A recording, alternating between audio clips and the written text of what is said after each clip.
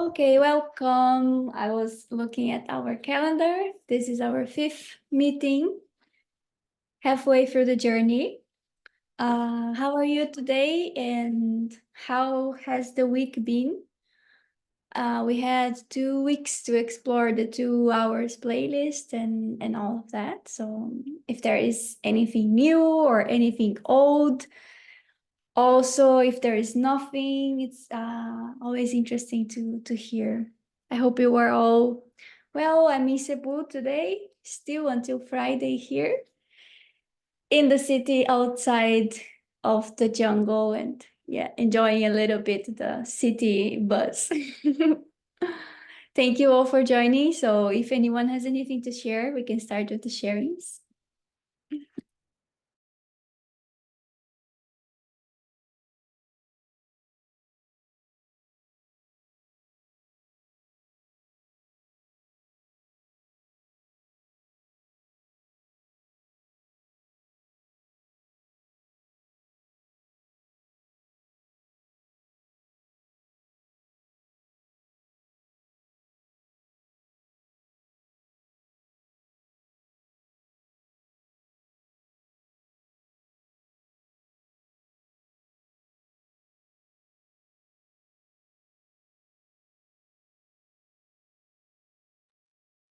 Hello everyone. I can start, but just to say, I honestly I didn't listen any playlist this week. I was very tired, a lot of problem at work, and so I I was not in the mood to experiment. So I'm sorry. I'm just voilà. Voilà. But I'm happy to be with you to share, even if I have nothing to share.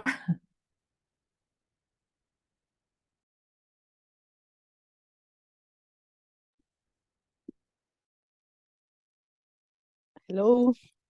Okay, I can share. So this week, I wanted to give one more chance to this playlist. I listened to it 2 times this week, but the same, I cannot sleep. I don't know why. I get so excited. I have to move to both sides during the 2 hours of the playlist, and after I feel super excited. And also I was looking at myself during the day, how I feel, even if I didn't sleep. And I think I was feeling super lazy this week, sorry. Even today I was reflecting on that because after I woke up, I was super excited to go to the beach. But then I start to say, no, I'm super tired. No, I don't know. No, maybe I don't go. Yeah, but I want. No, but I don't go. I was like fighting with myself. So yeah, it's like a fight with the sleep, and then during the day also with this kind of laziness is the word.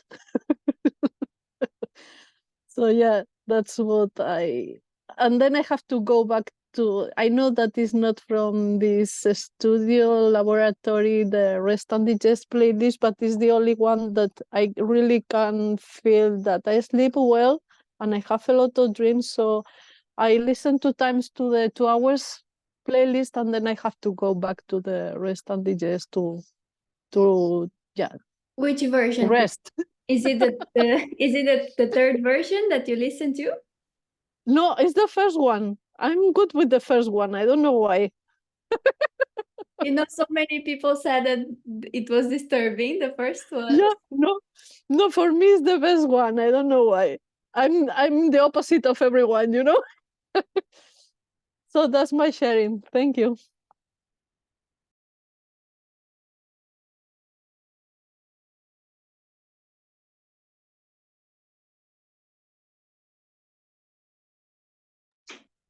Hello, I want to share as well. I haven't listened like every day for this week, but still, I have a lot of dreams. I'm also restless, but I think it has something to do with the work that we're catching up on our deadline here because we're gonna have retreat in Maya. So it's more of the everyday like stress maybe. And then while listening, I can still follow, but I'm really tired at night. But still, I have a lot of dreams. So far, nothing weird. So yeah, that's all.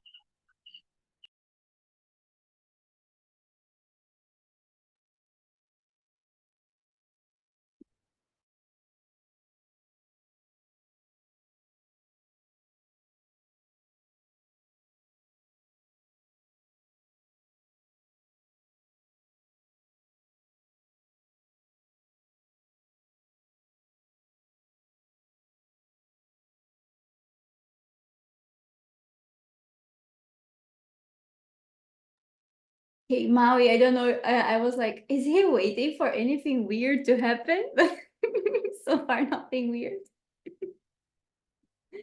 Maybe. Not really, but I'm just not expecting anything. But there's just nothing to report. Nothing extraordinary for now. I'm now in the greenhouse. Richard is also listening because he's working overtime doing the mosaic tiles. Working overtime with mosquitoes that are hardworking. Okay, thank you. I don't know if I said that she was not able to share now. I can now. Okay, thank you, Ben. Hi everyone. I won't be able to turn on my camera, so I was able to listen to the playlist last week and last night. So same as the with the other playlist, I get to sleep right out. It doesn't like affect me. It doesn't affect my sleep in the sense that I can sleep right away.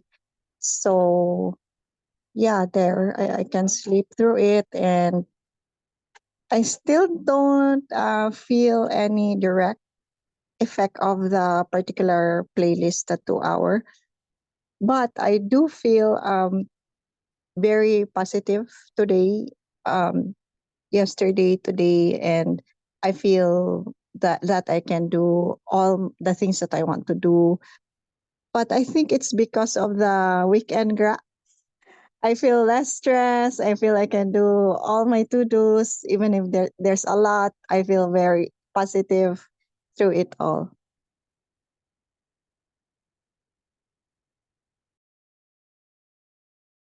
Okay, thank you. Beautiful. Um, I will tell you all that every data is data in this journey. So I've been always every time you guys share about your things, even if you share that you're not listening, I'm writing down to see together whatever information that is coming through. Okay, so I'm happy when you share, even if it's not a sharing about not doing things. So thank you so much. Today we talk a little bit about the brain. Well, it's always been the brain. It's the one. The brain is the one in this journey, or at least in this moment of the journey. And today we're gonna talk a little bit more about it from the perspective of the brain waves. So we've been talking and addressing some of the functions of the brain, and also last meeting we were talking about how what are the on and off switch in the brain for states of consciousness, how we have specific parts of our brain that activate and inhibit activities so we can shift from wakeful to sleep states.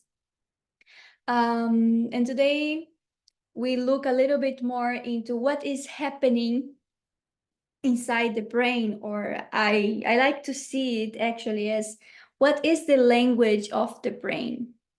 If the brain is talking to the body and to itself, what is the language that it is using? And there are, of course, different layers to see this language, but the bottom line behind the neurotransmitters, behind the hormones, behind the stimuli that we receive from the outside, there is something happening which is electricity. And the brain works, or the brain's language is electricity. Electricity will generate impulses of neurotransmitters, or production of neurotransmitters or hormones. Electricity will awaken memories from the past, from the future, from other dimensions. Electricity will generate emotions. Not that they are causing it, but they are the mediators from what we receive from the outside and how our body responds. So depending on the stimuli and the signal that we receive, we will either inhibit or stimulate processes. And this all happens through electricity. The brain is the one in this case. And it is very interesting to look at what is this brain that we have in our bodies. And from an evolutionary perspective, how long did it take us to get to this brain? And another layer of this evolutionary perspective, what part of the brain came due to what thing that we were experiencing? So everything that we have, and this is very interesting to think about, everything that our body is going through right now, and everything that and the physiology, so both our physiology and our behaviors nowadays, they are evolutionary gatherings that we have. So from all of our history, the way that we behave and the way that our body is shaped is I don't want to go into causality that is because of evolution, but it is a product and it converses with evolution as well. The fact that we have 5 fingers, the fact that we have, and in some parts of the world, people have different shapes of noses, or the ear, or the way that our eyes are shaped. Everything is kind of like a product of something that is working in itself, through itself, and changing as well. So it's not just the body, but the brain also does that. The brain has been changing itself over and over and over again. And the brain is constantly changing itself. There is a word called plasticity. And plasticity is related to the form, how something can change its form, but also it is related to flexibility, how it can change its inside or its very nature according to the environment where it is. So when we are born, our brain weighs around 300 grams. A brain of an adult person weighs around 1.5 kilos. So we go from 300 grams to 1.5 kilos. And it takes around, when we are out of the belly, when we come to this world, we begin our one process that it is called apoptosis, which is cell death. So it is interesting to think also how we are born. And the minute that we are born, our brain starts killing cells, or our cells start killing themselves.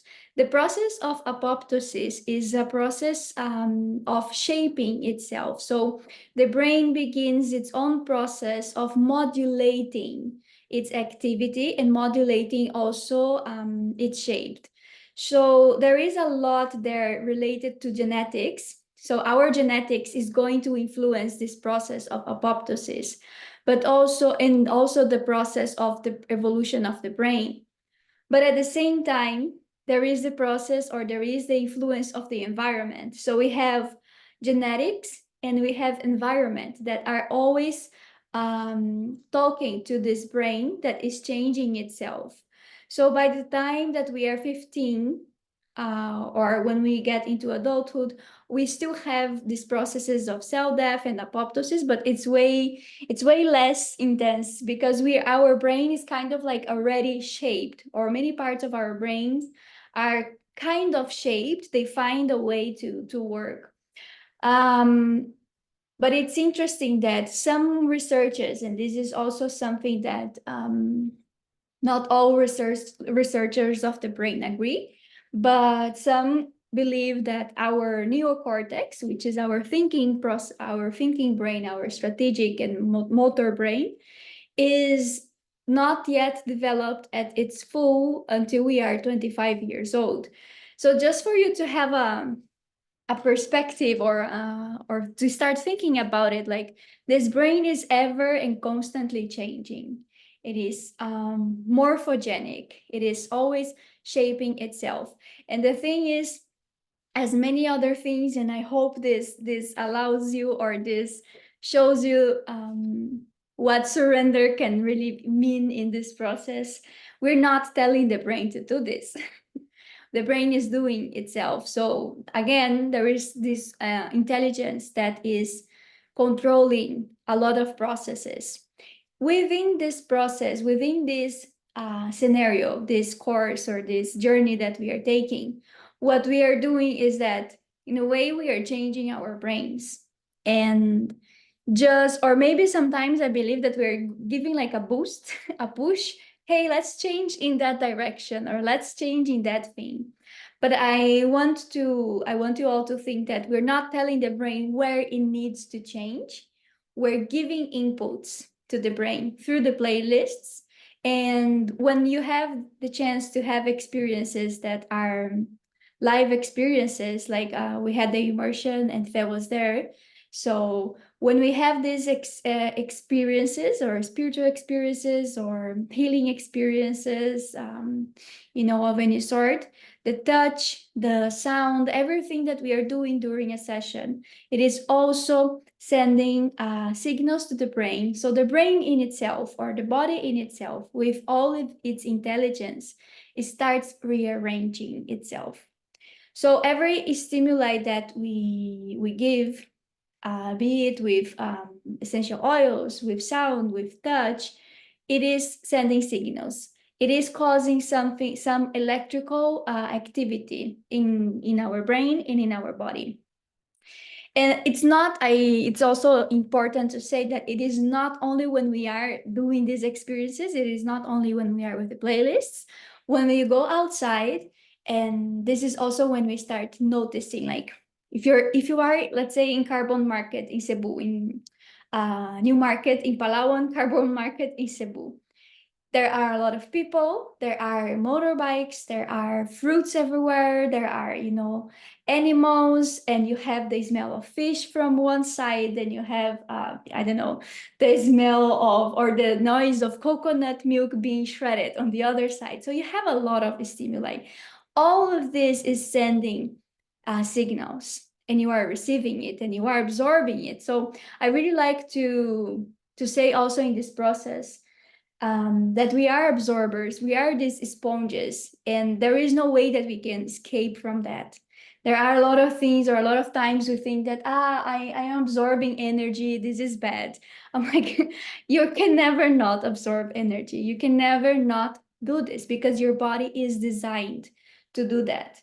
We create the idea of protection because we create also the idea that something is bad and we need protection from that. And a lot of things that this reshaping work, what this does, it is also to show us that, wait a minute, maybe that thing is not so bad, or maybe that thing, maybe I cannot protect, I don't need to protect myself in that way with this thing. I can have a conversation with this. This is also part of this neuroplasticity, changing our ways of reacting, changing our ways of conversing with the stimuli that we are receiving. So yeah, so just so we get this right, that this is happening all the time. It's not just with the playlist. But when we go into this work, we are talking about something called brain entrainment. And sometimes, and I think I've already used this word last meeting, circadian entrainment. But today it's not important if it is a brain entrainment or a circadian entrainment, but the word entrainment, which is our ability to synchronize we synchronize with the world. And this happens through our heartbeats, through our breathing, but also through our brains. When you are in sync with someone, you even have the feeling that we're thinking the same thing. We're feeling the same thing. This means that you are oscillating, or you are in the same space, you are in the same vibration, but there's something in your body that is conversing, that is matching.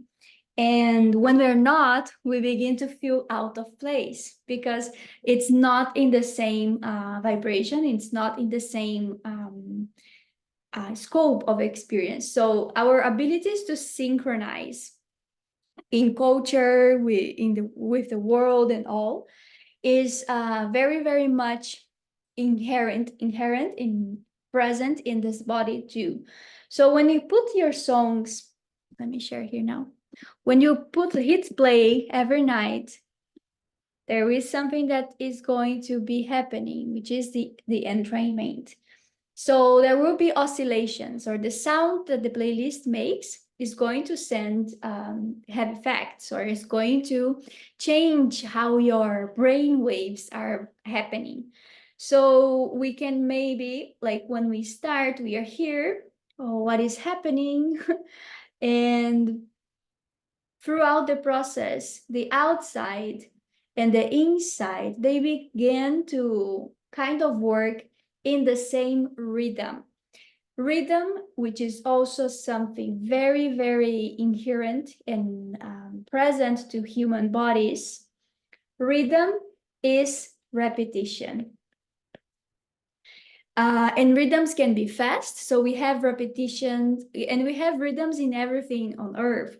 Every day the sun is there, and the sun goes away, and then comes the moon. That is a rhythm. The rhythm of also of our moods, the rhythm of the sounds around us. And even though sometimes things that might look outside of rhythm, it just means that they have different velocities, and there are things that are happening in different pace. So the thing that controls our rhythm, or the things that talks about rhythm the most in our body, is our hearts.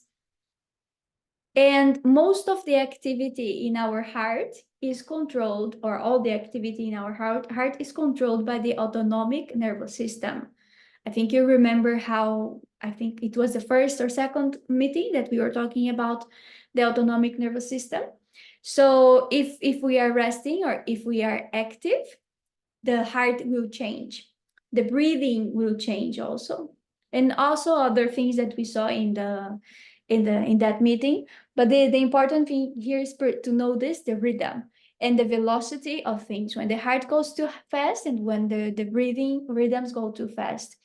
This, in the brain, this activity is mostly controlled by the brainstem, which is this tiny bit part of the brain here. So a lot of this is controlled in this area.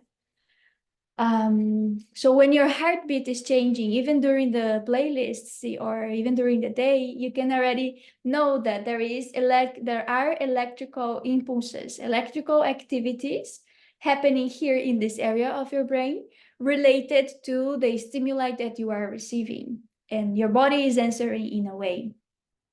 So back to the entrainment. So brain wave entrainment will be then when the playlist or the oscillations, the rhythm of the playlist synchronizes with the rhythm of your brain, and your brain synchronizes with the rhythm of the playlist.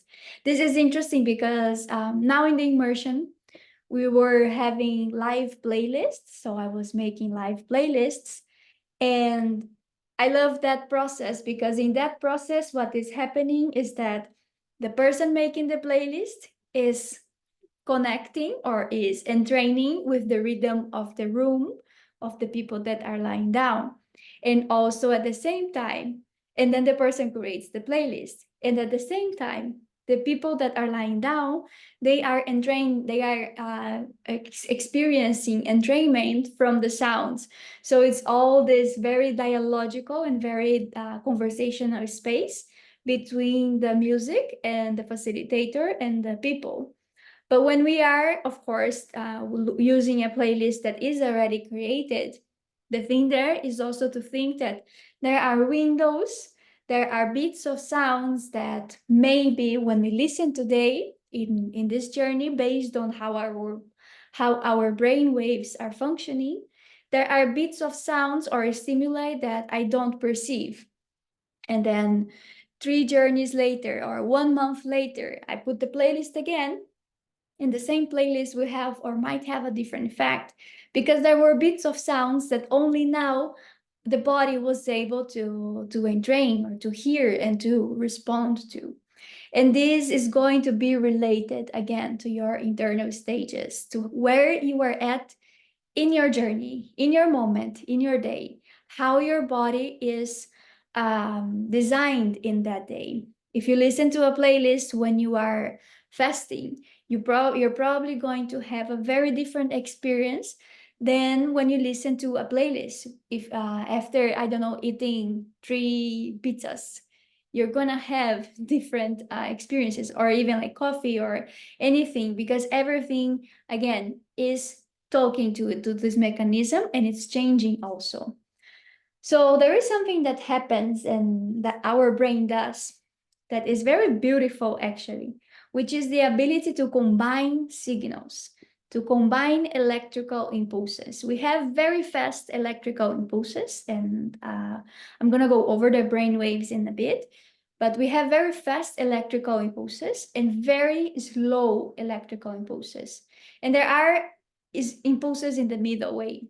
And the brain has this amazing capacity to combine the signals all in one. And this is actually very beautiful. And it is called a neural coupling, when the brain combines signals and brain waves and to actually operate. Because every brain wave is going to have a range of, what is the word? It's going to have a span or a distance where this brain wave can get. So for example, gamma waves, which are the fastest, which are the ones with more velocity, they are the ones able to spread information into larger areas of our brain comparing to the other brain waves. So just before we go into a bit deeper into the brain waves, we look a little bit at the brain itself. I don't know if you guys, how much you are familiar with this, with the one that you have inside. This is a cut of the brain in the middle, so you can see the outer layers and the inside layers as well of the brain. So this is a lateral view of the brain, as if a person was looking to the side, and then here you would have, I think it nose, and yeah, maybe around here you would have the eyes and whatnot. So this is a lateral view of the brain. So this photo is a frontal view. It's a frontal cut of the brain. So there will be more here, and then the eyes would be in the front. I hope you guys, I got a notification. I hope you are seeing the screen, huh? Yeah, okay. Yes, we can see. Okay, thank you. I just got like, oh, people are seeing now your application, but I'm like, I've been showing this for a while. Okay, so this is a frontal cut then of your brain. So you can see already that the brain is split. There are 2 hemispheres, and I think we've mentioned these hemispheres in one of the calls, the left and the right hemispheres. And these 2 hemispheres, they are connected through corpus callosum, which is fiber. We have this bunch of fiber here in the middle, and electricity will travel then from left to right, from from right to left, from left to right, through this very space. So this is also kind of like a bridge inside the brain. In the insides here, There will be structures related to your memories, your emotions, your limbic system.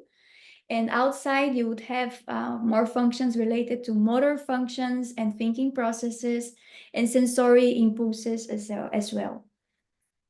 Also, here in the insides, in the very insides of it, you would have your thalamus, your hypothalamus, and your pituitary gland and your pineal gland. As we were mentioning last call, these are the areas responsible, some of the areas, the most important areas responsible also for the switch of states of consciousness. The pineal gland, the pituitary gland sends signals to the pineal so that it can produce melatonin or inhibit the production of melatonin, which will help you go to sleep.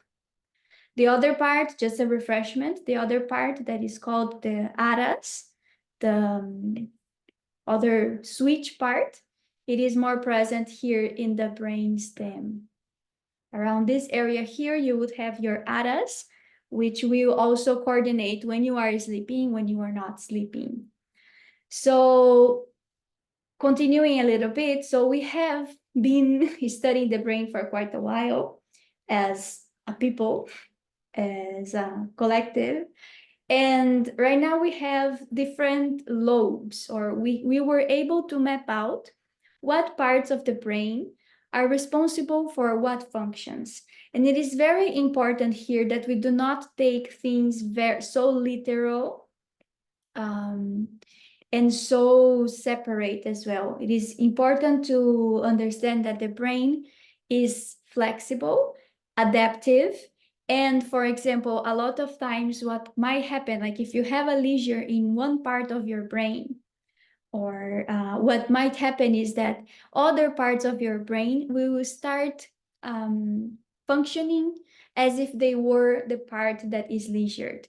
This means that one part of the brain is not solely and only attached to that particular function.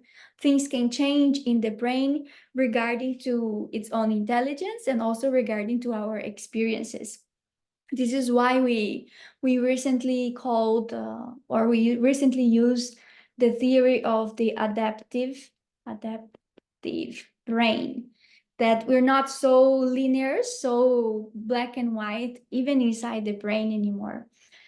But normally, when you don't have a leisures, or when you don't have seizures, lesions. Leisure is something else. When you don't have lesions or wounds in parts of your brain, or normal neurotypical, including a normal neurotypical brain. And neurotypical is the brain that does not go, or is not experiencing, for example, autism or ADHD or any of I don't know, not dysfunctions, this word is very bad, or any other different oscillations or variations in its brain process. So neurotypical, we have the word neurotypical for these normal states, normal, but also not very good word. Words are so complicated sometimes. And neurodivergent, which would be the brains that have different or unusual types of happenings, oscillations, and processes as well. So, which is becoming more and more common. And I think we are all finding out that there is no such a thing as normal brain. Everyone might be a little bit neurodivergent in themselves. So, functionings and parts of the brain. We were able to map out then some parts and what they do and how they converse with one another. One of the first, we have the parietal lobe, which is this yellow part that you can see in the picture. It's basically processing all of the somatosensory stimuli. Somato relates to your body and sensory to your senses. So all the stimuli that you receive through your body and through your senses, they are mostly processed here in the parietal lobe. So touch, pain, temperature, vibration, pressure is going to come through this part. There will be electricity happening here and oscillations, and then there will be responses. So it will then, you will have the awareness of this somatic sensation. You will be able to process this, analyze, recognize, and also then it will link with the parts of your body that are processing the memories. For example, you receive touch in a specific part in your heart, and then instantly you remember a moment in your life that you felt something related to this touch. This is when your parietal lobe is conversing with the parts of, it's sending the signal or the sensory stimuli to the part of your memory, and you're able to remember something regarding that stimuli or that touch. So this is also where your body coordinates visual, auditory, and sensory stimuli, and you are able to process your spatial and body awareness, where you are in the world, how you are, and also your body position. There is something like very common when everyone that begins to study a little bit of body posture. The first thing that you find in books about how to read body postures and all of that.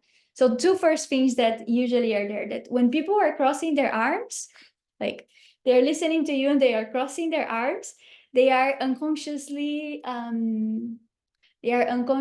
not agree with you, or they are a little bit more closed. They are doubtful or skeptical of your information. This is one cue. Another thing that people usually say is that when we change like from a posture, like a lower posture, to a more open and higher posture, we are also able to change from a victim space, from a very very little space, to a more confident and empowered space. This is also related to your proprioception. So how your body is behaving, how your body is communicating and moving is also related to your sense of who you are and to your sense of where you are in the world. And this is also processed through your parietal lobe. This comes from there. Another lobe would be the occipital, which is the red one. There will be awareness and processing of visual stimuli. Also, same thing, all the memories related to images that we have, they are conversations between the occipital and the part of the brain, the hippocampus, that processes memories. And these images, why are we able to remember them? And this is when we see that the brain is a network. For example, you see an image and you are able to remember an image because it was beautiful. So you see something beautiful, wow, and this really stays with you. And you are able to recollect and you are able to remember that because you have that good feeling about that image. This is because your occipital lobe, according to the stimuli of the image, talks to your hippocampus and to your amygdala. Your amygdala, which is responsible for your emotions and regulating your emotions, will process that, oh, there is a good feeling when I see this picture. And then your hippocampus processes and organizes and stores that image inside your brain. And then every time you see that picture, you will see something beautiful and you feel good, and you have all of these links that are happening or that happen in your body that enable you to be who you are. And this is how learning happens as well. They through these connections, through these networks of stimuli and responses and processing of information. So the other lobe is the temporal lobe, where there is awareness of auditory stimuli. So everything that you hear and everything related to also memory of these things that you hear, they are processed mostly in this part. And the frontal lobe, which is it has a function of action. There will be a lot of planning. Your problem solving guy, he lives here in your guy or woman, I don't know which it is, but it lives here in your frontal lobe. your motivation. So this part receives a lot of the dopamine, the dopaminergic signals, because it is related to your motivation, judgment, decision making, impulse control, social behavior. So a lot of the things, and you can see here, personality, problem solving. This is a little bit older, but social behavior, which is older, but we only created society a little bit recently in our evolutionary line. So a lot of things that are also related to how we live now as Homo sapiens sapiens, they came on, they are here in the frontal lobe, because it was actually one of the latest parts to come up in our brain. So every time we change, or these changes that we've been living, and nowadays a lot is being talked about how technology is if it is good or bad, we don't know, but how it is fast paced, how everything is changing. These will also have impacts in good or bad, we don't know, but there will be changes in our brain due to these changes as well. So this is a little bit of what is the brain and how we see it nowadays. This part here is your cerebellum, responsible for the awareness of your movement and your equilibrium and some other functions that are very interesting as well. But we stay mostly with the lobes today. And we stay with them because it is interesting to observe just how they are connected and how the brain waves, they happen in specific parts, but they can also happen from one part to another. And that is how the brain is going to communicate. That is how you are going to be able to plan your weekend based on your emotional state, because there is activity happening in your frontal lobe, and in your temporal lobe, and in your amygdala, and all of that. And this is all through this language of electricity. So how it is then that there is communication inside?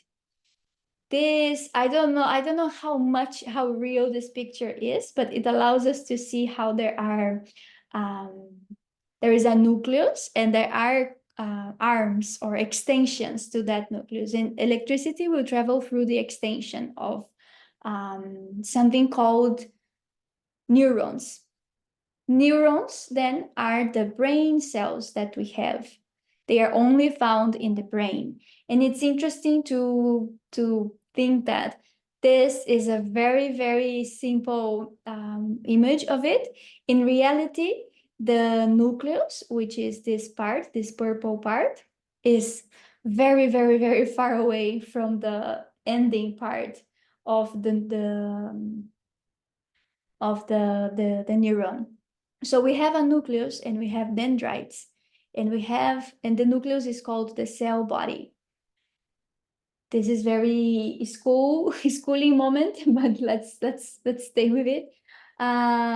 We also have something called the myelin sheath and the axon, which is like this part that is in yellow, which is called myelin. It is actually in real life white. It is just yellow here for identification purposes. So what will happen in the neuron, and before I go there, I just go back to this picture over here. You can see that there is a gray part and a a white part of the brain. So there is something that we call gray matter and white matter in the brain. Myelin is white, so all of these parts that are whiter, they are parts where we have the axon. This is the nucleus. This is the axon of the neuron. So the myelinated part, or the white matter, is where you will have the extensions of the neurons. And the gray matter is where you will find the nucleus of the neurons. So you have a nucleus here, and then there will be like a very, very long axon. Of course, not only one, there are zillions, gazillions. I think we have more than 80 billion neurons. So they would all be there. and the information will travel then through this myelinated part of the brain, of the neuron, sorry. And myelin, the white thing that is actually made of prolactin and oxytocin, and well, there is an interesting story there, but that's for another story. So myelin, it will be responsible to help the information travel through the action of the neuron. So going back here to our neuron moment, we have then the nucleus, or sometimes the cell body or the soma. They are all the same thing. The axon, which will be in the white matter that we were just talking about, and then the terminal. And how they communicate, there was another photo here, is that the dendrites are going to receive, they communicate through something called synapses, which is they are not touching the dendrites and the presynaptic terminal and the postsynaptic terminal, which is the one that sends the signal and the one that receives. They don't touch. What happens is that they emit, they liberate, or they send out some specific components, and then one opens the doors and the other one closes the doors. This is the door. And it is related to sodium and to potassium. So sodium and potassium, they will change. If one opens, if sodium opens, it will change for, if I'm not mistaken, negative, or it will inhibit some processes in the neuron. And if the potassium opens, it will make it more positive. And this is how, by changing the chemistry, because, well, we're now talking about the sodium and potassium things, by changing this chemistry, we change, or the neurons change their voltage, they change their electricity. And it's all about opening and closing their gates to receive something that is sent out from another neuron. So there are tons of things happening in our bodies and in our brains all the time. Never think that you're not doing anything. So there is something that is called action potential. Action potential. Because what happens is that we're not active all the time, right? We're not like always, wow, super excited and high energy all the time and whatnot. And we're not also we're not always rested either. So we can see already that there are moments we are super active, stimulated, and moments that we are inhibited, or we are more chilled and all. This is the same with our neurons. It's not that they are always active. They are going through rhythms, through changes as well. When a neuron changes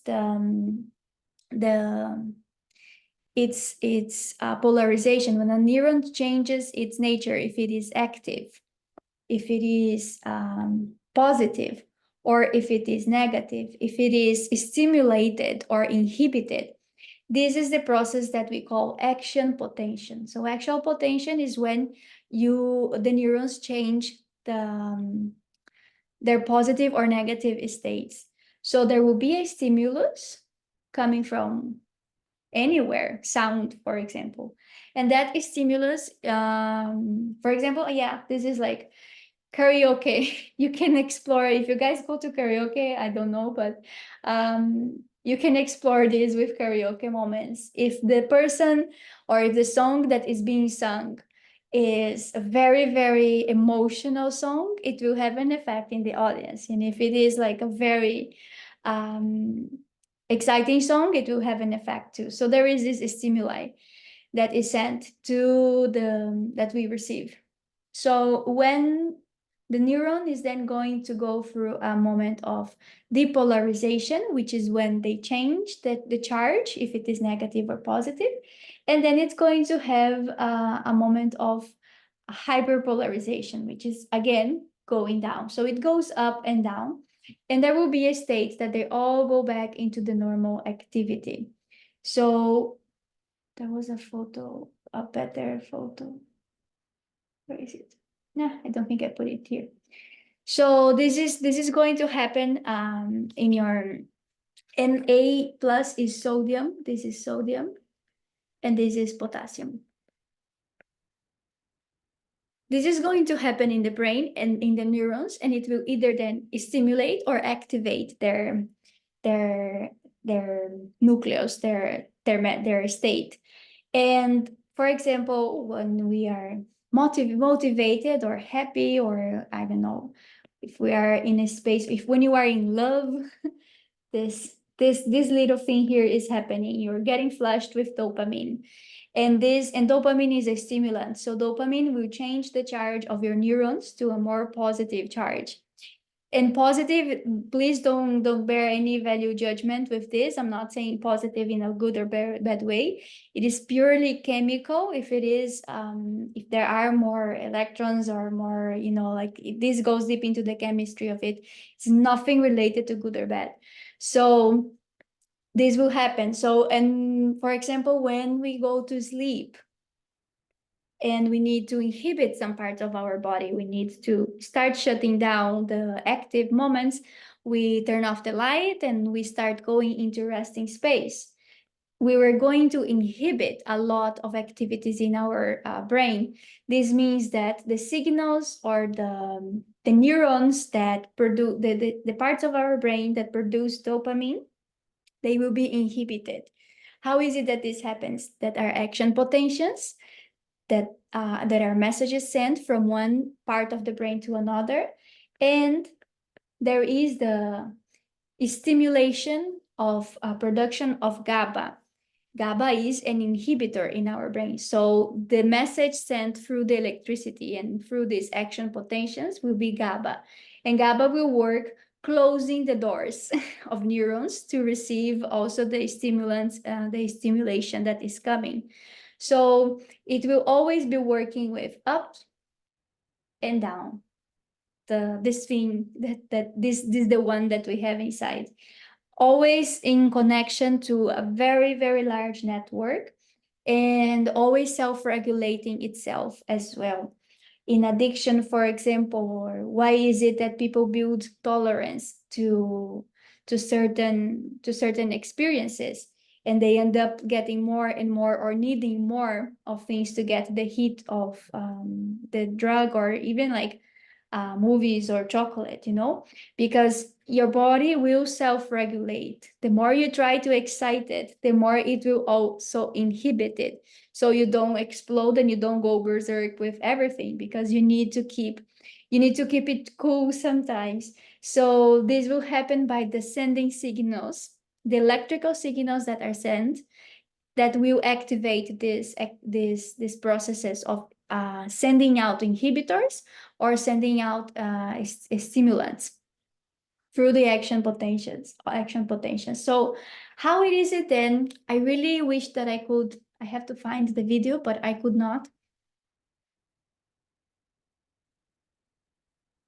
because it's very interesting to see that the brain from the inside, when brain waves are happening, which is all the time. So there will be oscillations, electrical oscillations inside. And oscillations are, I had a picture. Let me see if I was able to put it here. Nope.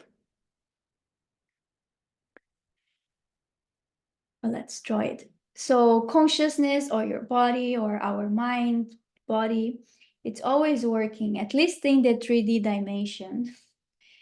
We are always working with an axis of space and time. Oscillations in your brain, or the electrical impulses, there might be, for example, there is an area of the brain,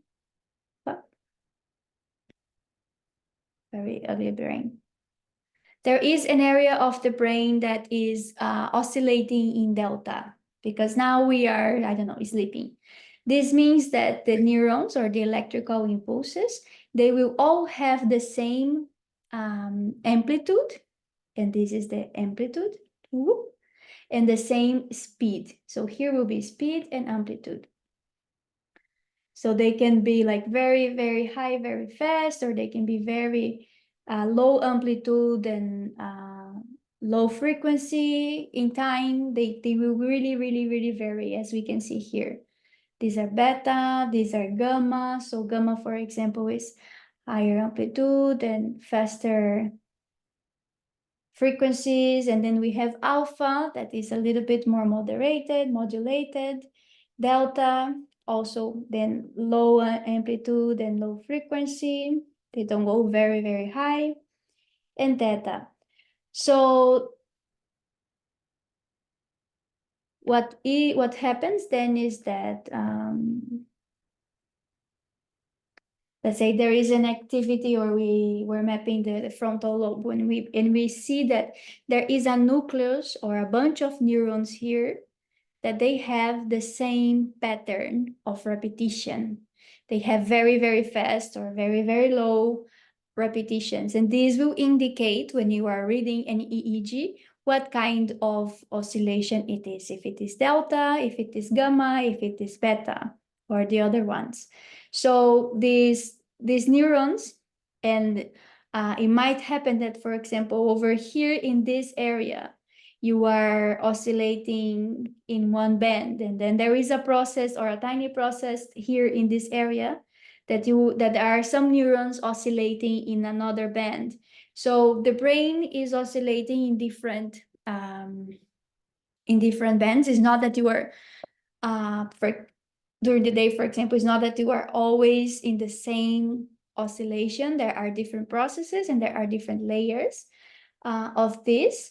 And what happens is that the neurons, they just really begin to synchronize. And there are moments in which there are more neurons synchronized in one velocity, in one pattern, in one rhythm, and moments which there are not.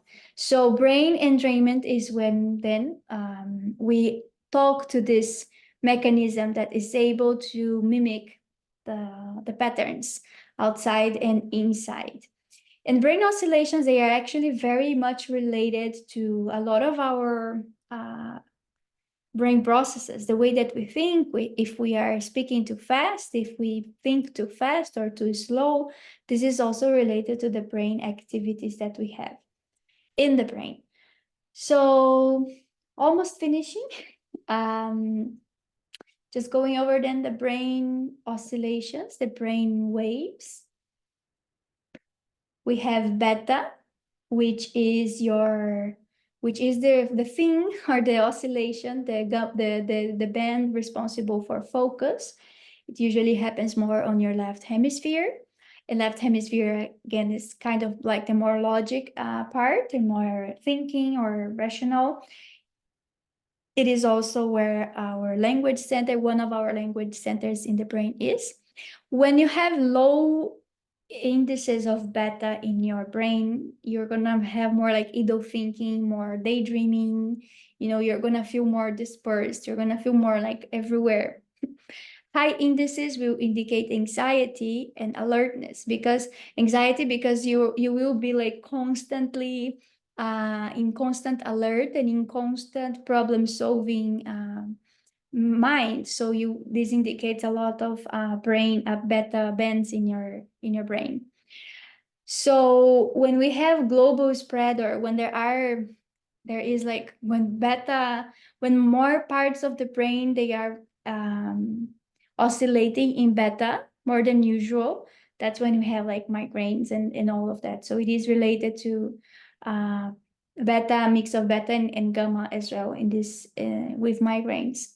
Gamma is the highest band. Let me just put this. I think I organized this not in the most fashioned order. What? Here. So beta, gamma, alpha, theta, delta. So gamma will be very, yeah. So they are the fastest oscillations. They have high fluctuations, and we are able to hold more information at the same time. As again, I was saying before, gamma is the one responsible. Gamma helps us achieve more parts of our brain, when we oscillate more in gamma, that is the moment that we are able to have very good insights and we're able to see bigger pictures. We feel more connected and we feel more in creative flow experiences and states as well.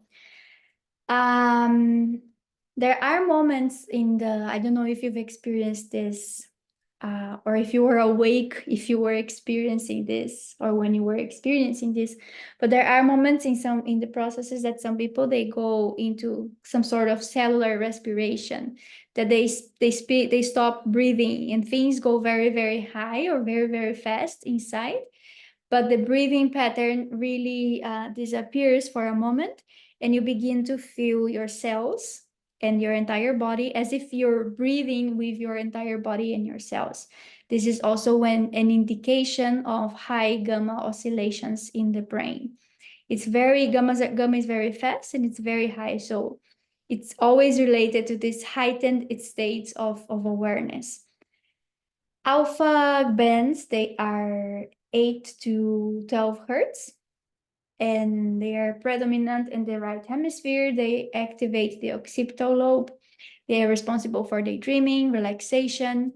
With our eyes closed, we receive fewer stimuli and we increase the level of alpha. So this was the first band, the first brainwave ever registered.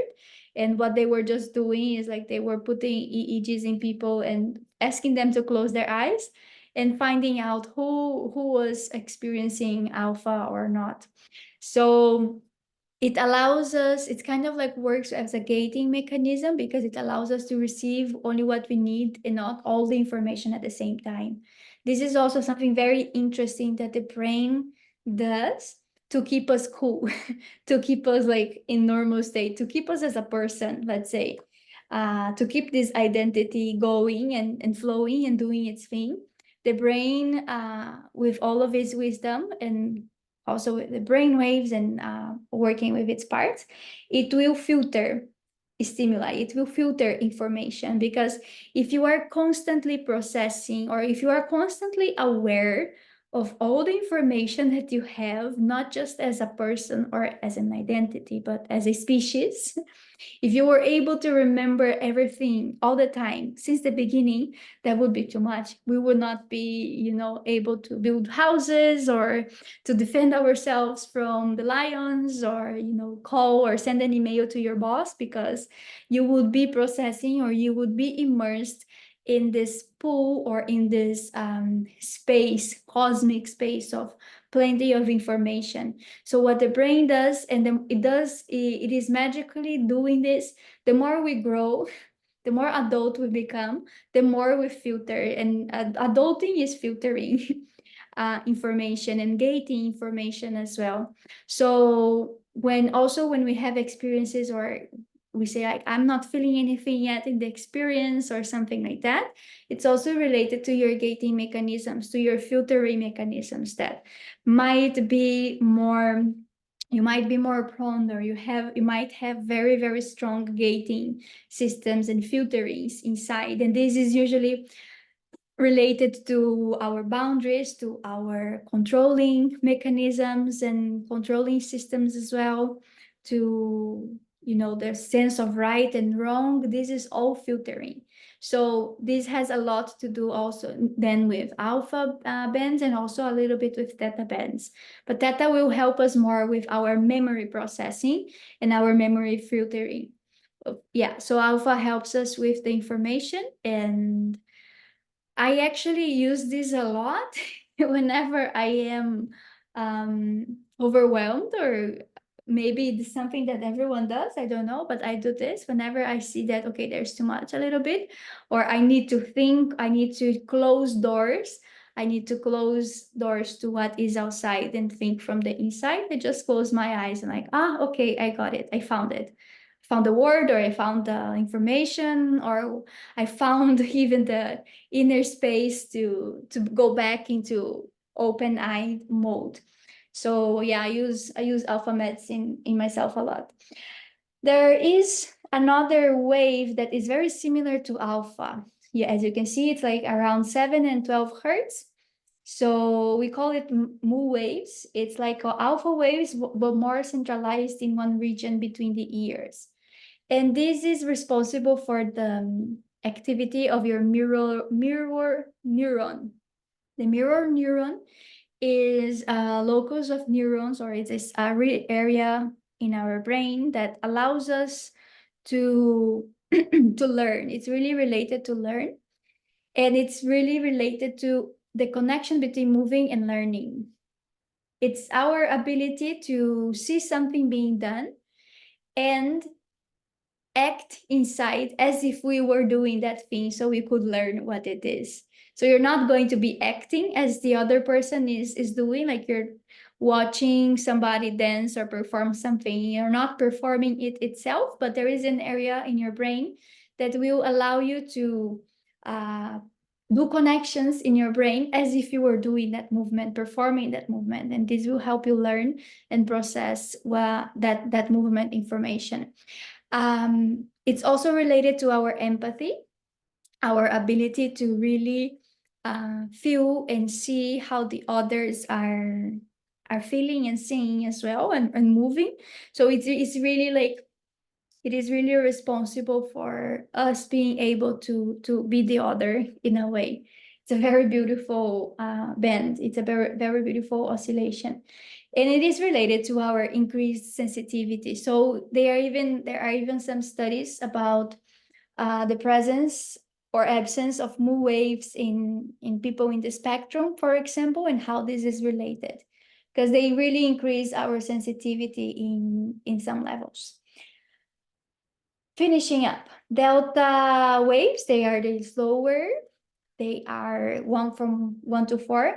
So they are most prominent.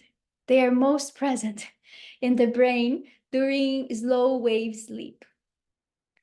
And just like right here, slow wave sleep, if you don't remember, is the non-REM 3. It is the moment when the body goes into deep sleep. There is no activity or physical activity, and you're just in a very beautiful resting moment of passed out. You're just passed out. It happens around 1 hour or 1.5 hour. No, it happens around or after 1 hour you go to sleep. And this is after you processed your day, you processed your emotions of the day and all of that. And then your body is able to poof, shut down, and you go into N3. So there is more oscillation of delta in this moment.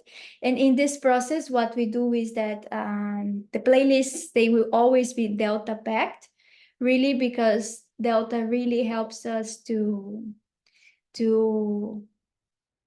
relax. And relaxing or resting or inhibiting a lot of the active states in our brains is actually very, very interesting and important medicine nowadays. So the delta, they are most predominant in the right side of the brain. And when they are predominant on the left, there is the occurrence of ADHD. In these practices, we hold more delta while awake, because as I was saying, we're really trying to bring back into our body, into our daily consciousness, into our wakeful state, this wisdom, or this more inhibited, not inhibited, but more this slower pace as well. So it's related to our short and long-term memory, and this is why the brain is able to go into memory processing. So delta also helps with the memory processing.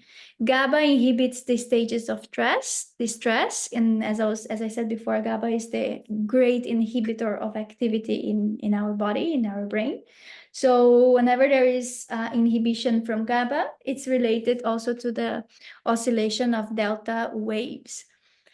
It's associated with depression, of course, because if you are very inhibited in a very, very low stages for a very long time, and if there are more delta in spaces or in parts of your brain that should be more active, there will be cases or experiences of depression. And learning problems, especially when it's located in the prefrontal and in the parietal cortex. Depression, for example, the inability or the ability to not feel so much or to be numb. This is related then to low oscillations in our parietal lobe, and the ability or inability to think or have a positive thinking ahead, or all of this that is related to our prefrontal cortex would be indication then of delta in this area.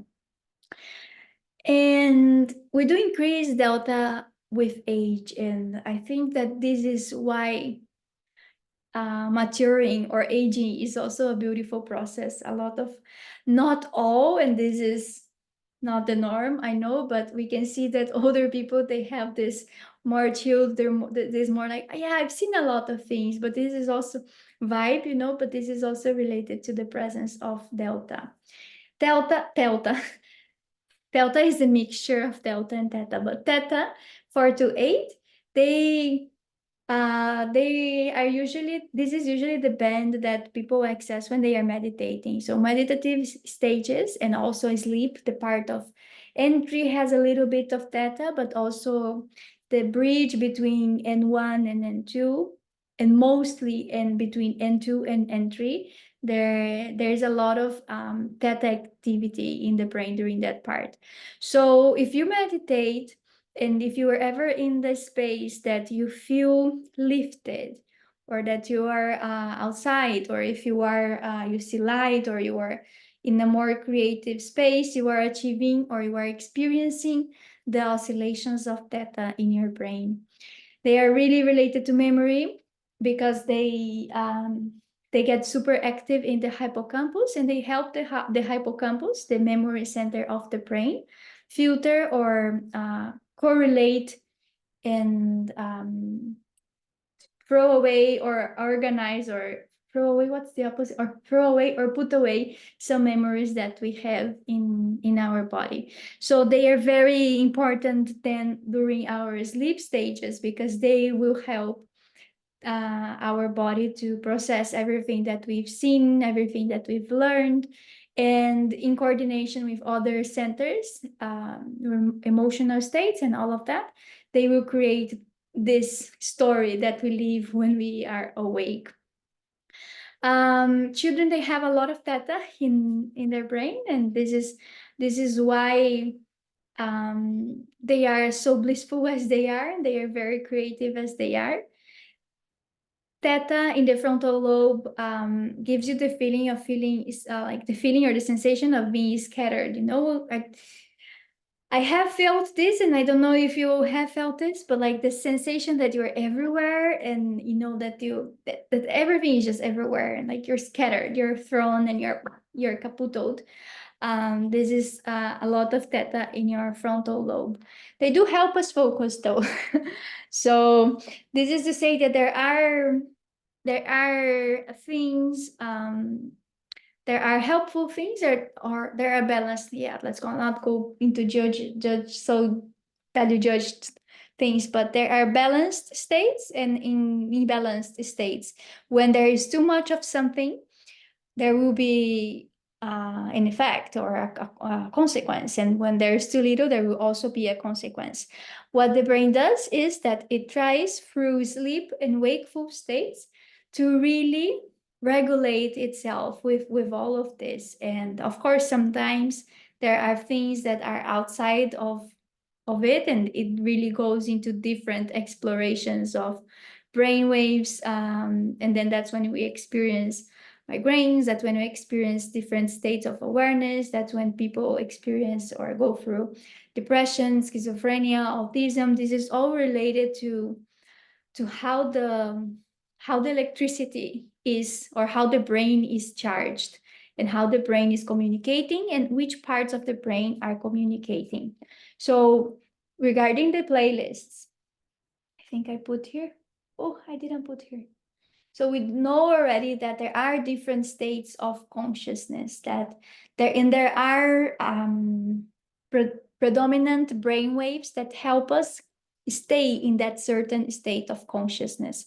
Beta waves, for example, they will help us be more conscious in the normal waking state, or in alertness of life, concentration, focus, and all of that. It's not to say that every time that you have your eyes open, you will be in beta waves, because sometimes we do go into daydreaming, which is related to another wave. So, but beta, they really represent this this conscious alertness and awareness. Alpha will be related to the subconscious mind, and it will get you into deep relaxation, like meditation. Creativity and super learning. Theta will be also related to the subconscious mind, to another layer of what we have here. Usually, it is also usually the light sleep wave, that when we go into light sleep, we begin to oscillate more in theta. And deep meditation, intuition, memory, and vivid visual imagery. Delta is another layer of our consciousness. It's a little bit deeper, which is our unconscious or supraconscious mind. So it is deep sleep, dreamless state, and in meditation, it is also the transcendental meditation. So that is when you go into automatic self-healing and immune system functions. During the playlist, we are working with these mixtures as well. So we are using or making use of these tools to entrain the body and the brain to go into a different state of consciousness, which is the dream consciousness, and which is also helping the body, then giving that boost to the body, so it begins to oscillate, or it begins to be in a different state. This process can be long-term process for some people. This process can be very short process for other people. And this is also when we work with the subconscious and the unconscious minds, or the unconscious layers of our body minds. This is one of the moments that I believe we practice the deepest trust, because it is trusting in what we cannot see, and sometimes even trusting in what we cannot feel. Just allowing the body to really do its thing without us trying to control it, or without us trying to really look for an outcome. So sometimes outcomes, or sometimes we will perceive change in the smallest, or in the, like one fraction of second of your day, that you see that you thought different, or that you spoke differently, that you reacted differently. This tiny fraction of second might mean that your body had to go through very deep explorations, very deep rearrangements and self-regulations for maybe 3 years, 4 years, who knows how long you guys are in the journey of observing yourselves, to get to those tiny seconds in which you experienced that, wow, I did something different today, or I was at least aware of something that I was not before. So in order for us to get into this moment of being aware of these changes, there is sometimes a lot of time and a lot of trust that we just need to put in ourselves and in the process as well. And trusting the process is not just trusting the playlists. It is really like trusting the process of life, trusting the moment in which your body is stating as well. Because this is all happening already without us doing so much. And when we give these boosts, it's just simply because we're friends with this process, and we want to also learn more about it. We want to also be aware or conscious of this ever-flowing, changing aspect of ourselves as well. So during the playlist, if we're talking about, for example, the rain, The REM state will be a state in which we have a lot of gamma. We have actually exposure. We are exposed to a lot of gamma and a lot of the brain waves at the same time. And the REM state is the moment in which the brain most beautifully combines the signals. It is really when there is this amazing orchestra of electricity happening in your brain, and it is able to find more space to co-regulate and to combine more of its signals. So this is why also the REM state or sleeping is important, because there are some activities and there are some processes of self-regulation that the body can only go through if it is in a particular state of consciousness. And REM is one of these states. So for us to be in REM, we need specific arrangements for the body to be there. And there are specific information, specific pieces of information to be accessed also for us to be there. And this is also helping us to understand and to be passionate and to be open to the states in which we are at, and understand more and more how is my brain functioning, where am I in my brain today and now, and what is this how is this influencing on what I am now at this moment. So yeah, so when we go into REM state, we are actually making use magically of all of these oscillations. And there are, during the playlists, there are shifts as well. You can see that there are elements that are present most often, but you can also see that are moments that in which there are peaks of activities and peaks or moments in which the states change. So for some moments, for example, in the beginning of the playlist, we will experience more, we will experience a drop from beta to alpha and theta. So if you are here, you go into alpha and theta, and then you go a little bit again into beta, and then we drop into delta. And then we start stimulating more to go into REM, which is then all of them and making use of the orchestra.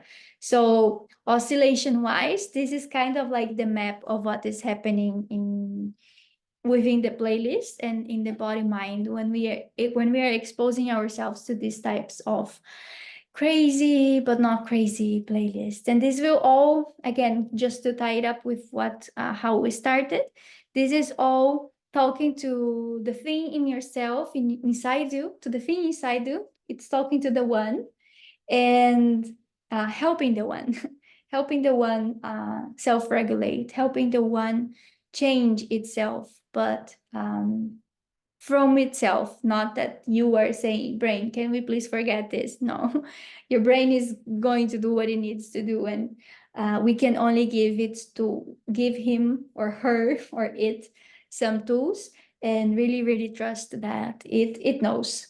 It really knows. So yes, 9:30. This was it. Anybody has anything to contribute?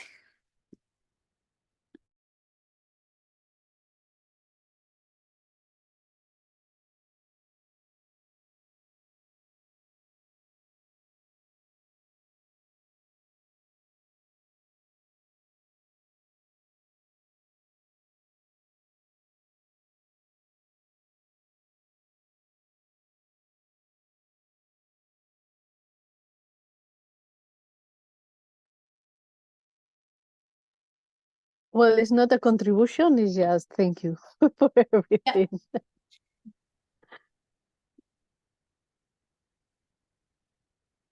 It's a thank you or a thinking. Thank you. Thank you. Okay. Thank you. Thank you.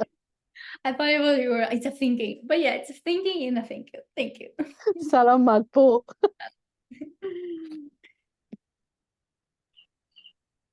So how about a question. Yeah, yeah. Okay. During hypnosis, or people who are experts in creating the states of consciousness to hypnotize people, normally some people do tapping. Also, some people who are doing hypnosis in front of a stage using audiences, and then they make the people sitting just sleep right away. So they're using certain techniques. Aside from shifting brainwaves, are there also like physical stimuli that causes this hypnotic states?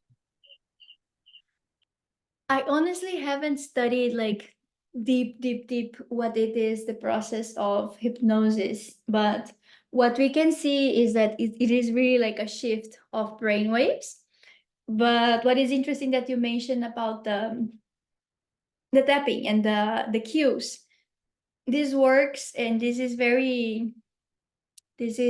something that also has been studied in science through behaviorism. When you give cues to something, or let's say you want to make the rats be afraid of light, and then every time that there is a red light, you electrocute the rats, let's say. So you this works with the body, with our awareness of physical sensation, and how it is connected to certain parts of the brain. So our awareness also, our brain also works with very local moments and very specific moments. Hypnosis works a lot with then this ability, or I don't know if it's an ability or a gift or what it is, of the body to relate touch or relate sensorial information with a certain state, or with a certain emotion or memory, or well, state. But it also works with our our focused vision, because the person that is hypnotizing someone, it's sending cues, and the kind of like guiding where the central of attention of that person needs to be, and then the hypnotizer can work in the other layers or something like that. But so this is like you guide someone to be in a certain focused attention, and you work with whatever is in the other dimensions. This is why when something pops up, you can allow, or you can help this person see it better, because the locus of attention, or the stress modes, they are in other areas, they are in other specific areas. So it would be related. And the difference, I think that the biggest difference between hypnosis, and I've been to a hypnosis session with a person who was studying it. And for me, I don't know if it was because I was already like so familiar with in inner dance and our with this work and my processes, but it felt the same. It felt really like kind of the same. I was able to talk to this person and see things. But the thing, or the biggest difference there, is the like our awareness, or our sense of control. We're not being controlled in these spaces, or it's harder for a person to be controlled. You're going to be aware and conscious like 95% of the time. There are times in which you just passed out, but there won't be anyone like telling you what to do or how to do it. So it's more like it's a different, the biggest difference will be in that space. But yeah, the mechanics of it will be related to our locus of attention, and to how cues can be really imprinted to signals and to states of consciousness. Yeah, that's how I understand it now, and how I've gathered whatever theory that I have about it. But I again, I haven't studied it deeply. Yeah. Okay, I just have one thing to share. I Yeah. have seen this movie called Frequency. So there's this kid who's a super genius, very high IQ. They're using names of scientists like Marie Curie, for example, the highest, uh, like a genius level of IQ. And then there's this another student whose IQ is the lowest. Whenever they come together, there's always a reaction. something that creates a physical reaction, some kind of object falls from the sky, something like that. So I'm just suggesting that if you can find time, maybe you can search that movie, Mm. Frequency. Very exciting. All right, thank you guys. Thank you, Maui. Claire, you were going to say something, no? It was just about all this information, how the scientists are doing to get this information. So I understand a little bit of electrode to all the electricity and the different waves. But when it speaks about memory, long-term memory, emotion, how they do to have information like that? So you're asking, like you're saying you didn't connect how the electricity relates to emotions. Is that it? How they experiment to Ah, get all these results, all this information, all this study. Just an example, if you have just a clue or how they do. how to do it? Yeah.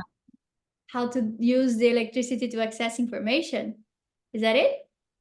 I'm Yes, or even of these the results, these things that now we know, how they, what kind of experience they do or they did to know it is love, it's for memories and it's how they do. Okay. How it is that they mapped the brain like this? Yeah, yeah, yeah. There are, for example, this is related to a lot of experiments on animals and animals that have the same or similar central nervous systems.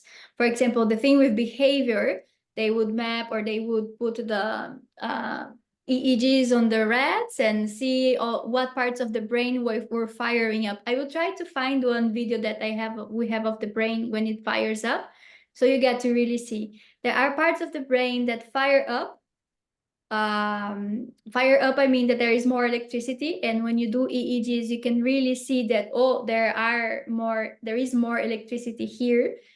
And if you are smelling something, one part of the brain will fire up, or if you're being touched, one part of the brain are going to fire up.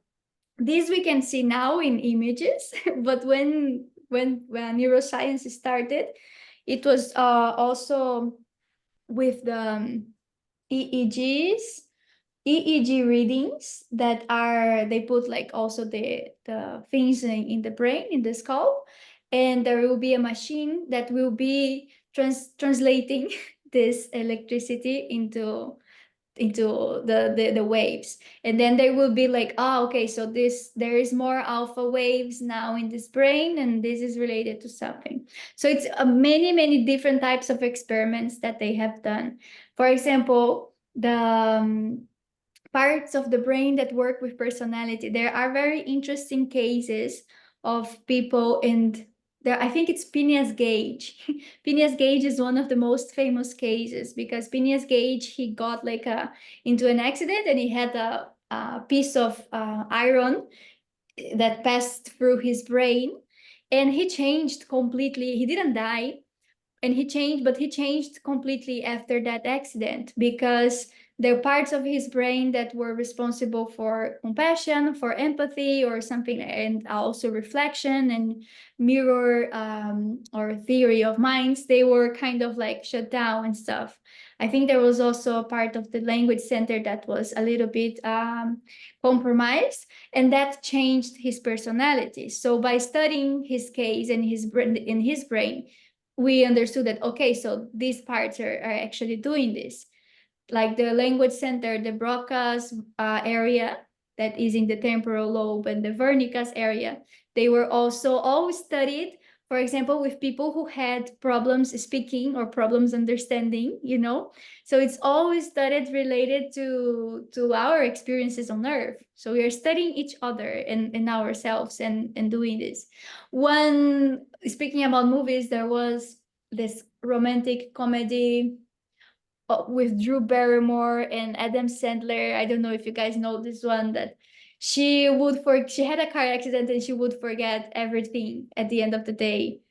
And so every day was the same day for her, for this character, because there were parts of her memory centers that were compromised in the car accident. But there was one character in that movie that was interesting. It was one that was saying Tom for everything. He would say, you will ask anything to his character, to this person in the movie, and he would always say Tom, Tom, Tom. As if, and with expressions as if you were understanding everything, you were having a very eloquent conversation with him, but Tom, Tom, Tom. So this kind of phenomena, they all help us see through readings and through image readings what are the parts of the brain that are not receiving electricity anymore. It's the same with autism. What are the brain waves that are happening with autistic brains? A lot of this is very new, and there are. I think we were only able to really begin to study the brain after we passed a lot of moral issues as well. Like, oh, really? Are we going to open a person and cut a brain? So we're still really like in baby steps. We know a lot. When you look at neuroscience, there is a lot of information, but it's still baby steps. We're very, very new to this. It's neuroscience. Thank you, Claire. Yeah, electricity accident. Now there is a RMI in English, so you can see pictures. Yeah. Okay, thanks a lot. Thank you.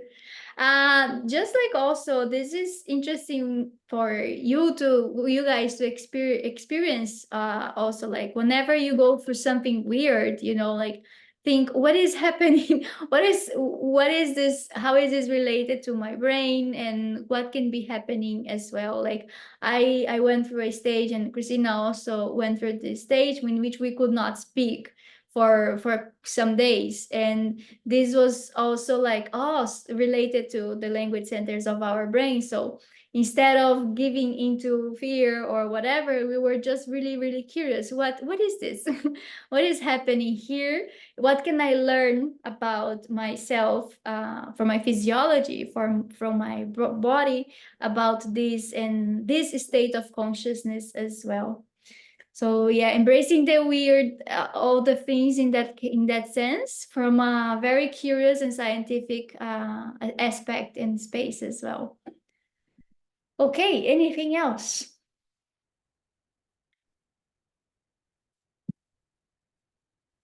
Good. So this week I will send out. I sent out today already a link for a 2.5 hours playlist. And since we are in the middle of the journey, this week I will also be sending you a questionnaire of assessment to see how things are, and just to have also parameters for things. So even if you have not done like playlists all the week and all of that, don't be worried. It's really like, where are you with in the journey, and with whatever it is that you have experienced, in the amount that you have experienced as well.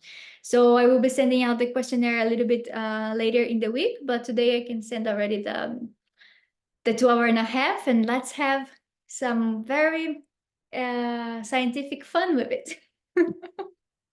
Thank you all for joining and for being here, and see you next Tuesday. Thank you, Gra. Thank you very much, Gara. Bye-bye. Bye. Good night, Bye. everyone. Guys. Bye.